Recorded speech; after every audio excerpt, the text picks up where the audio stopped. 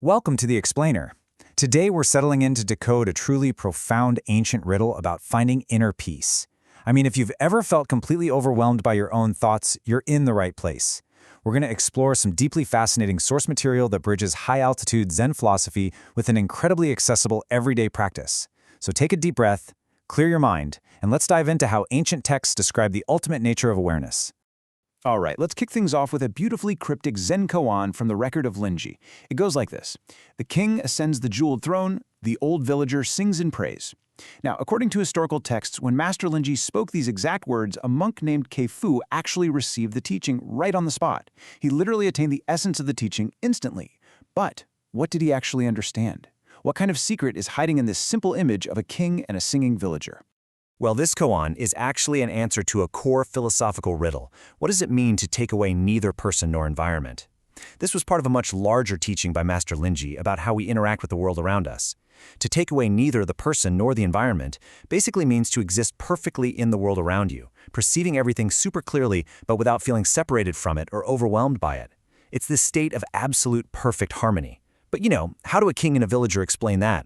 Let's break that down in Section 1, the king and the villager. What's really fascinating here is how the commentator breaks down this poetic metaphor. The king, he represents the host. Think of this as your own mind, sitting right there on the throne of its own nature.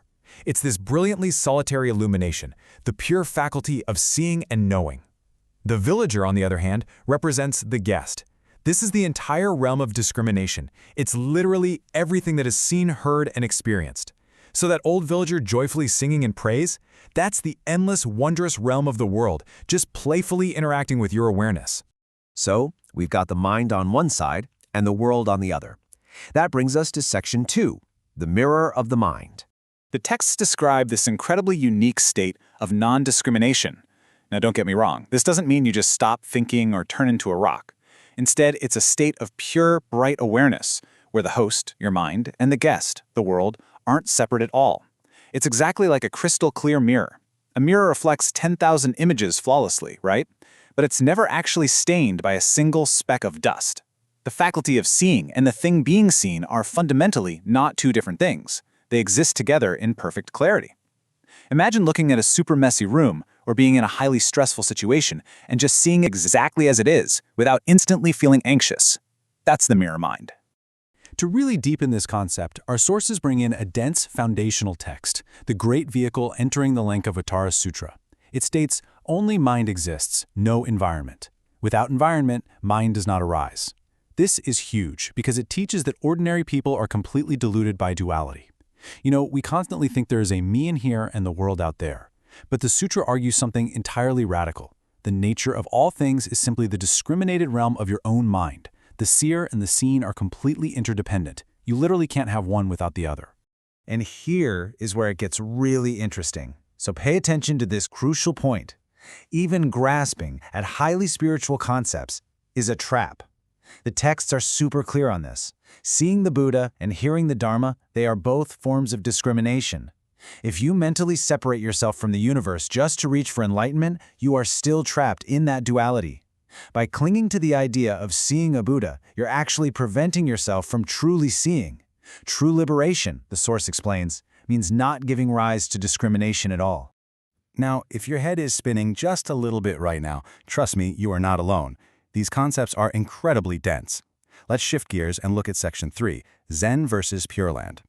Even the commentator, Lin Mingxiang, openly acknowledges this. He notes that the Record of Linji is profound and subtle, and that the Lankavatara Sutra is like a steep, high mountain peak that is just incredibly difficult to climb right away.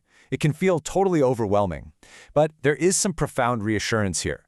The texts tell us that if you ever feel lost staring up at these philosophical mountains, there's actually another supreme path. And this one is described beautifully as being filled with golden light and blooming flowers.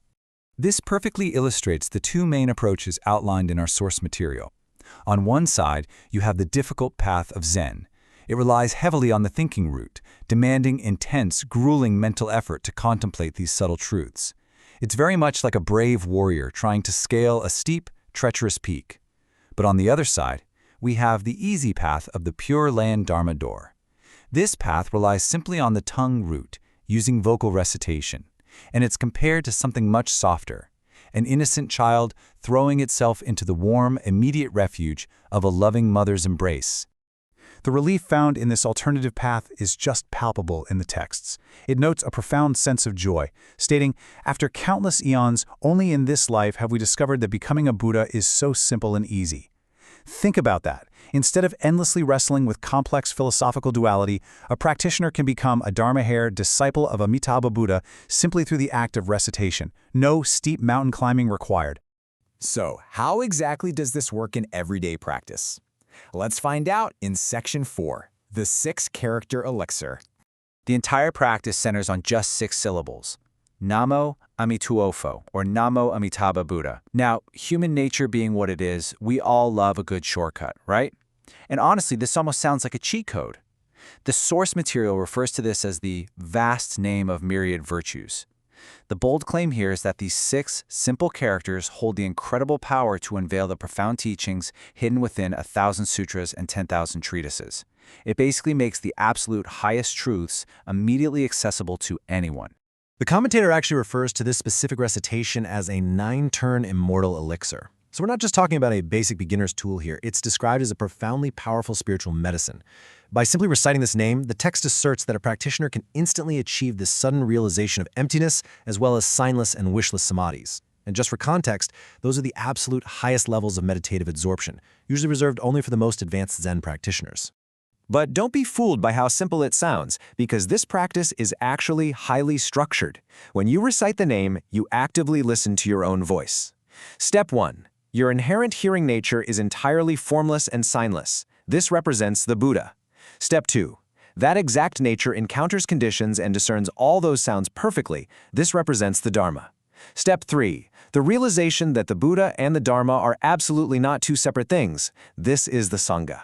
By simply speaking and listening, you are perfectly embodying the 3 treasures of your own mind. It's pretty amazing when you think about it. We're really starting to see how closely aligned these concepts are. Which brings us to our final section. Section 5. 2 paths, 1 destination. The texts point out something truly remarkable here. By simply listening to your own voice reciting those 6 syllables, you are flawlessly executing Master Linji's mirror mind from earlier. The inherent luminous awareness of your hearing transcends the actual sound, yet it freely merges with that sound. It perfectly discerns the audio without ever being bound or trapped by it. You literally become the mirror reflecting the sound flawlessly. And because of this perfect alignment, the commentator Lin Ming Sheng draws a really powerful ultimate conclusion. Pure Land liberates Zen, and Zen enters Pure Land. They aren't competing ideologies at all. The source material suggests that practicing both of these together, truly understanding the deep philosophical mirror mind while utilizing the simple, accessible recitation, allows someone to swiftly and effectively attain Buddhahood and be reborn in the land of ultimate bliss. What I love is how the sources describe the result of this practice. It's incredibly joyful. This isn't some dry, purely intellectual exercise. Each utterance of the name is described as pure, sweet dew washing over the body and mind.